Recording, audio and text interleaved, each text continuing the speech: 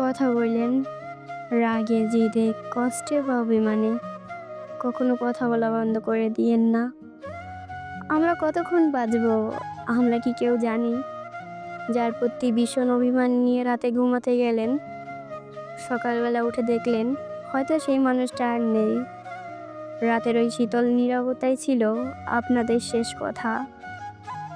বাকি জীবন আর ঘুম হবে বলেন?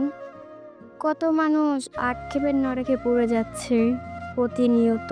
কাছের মানুষটাকে শেষ কথাটা না বলতে পারার আক্ষেপ, কাছের মানুষের শেষ কথাটা না শুনতে পারার আক্ষেপ।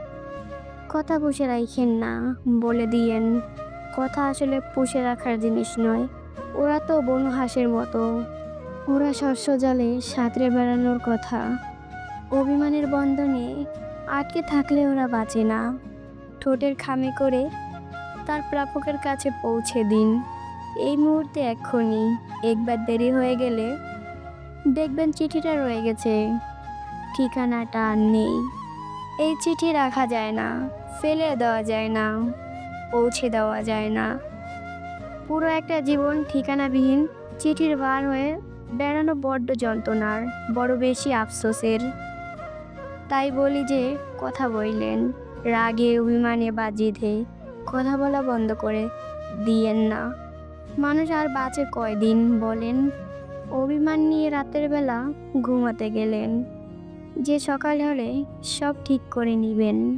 সকাল হলো, কিন্তু সেই সকাল ঠিকঠাক করার মতো সময় হলো না। যার প্রতি ভীষণ অভিমান নিয়ে সকালে ঘুমাতে যাবেন, দেখবেন হয়তো সেই মানুষটা আর নেই। হতে পারে রাতের শীতল নীরবতাটাই ছিল আপনাদের শেষ কথা। এই জন্যই বলি, কথা জমিয়ে রাখবেন না, কথা বলিয়েন।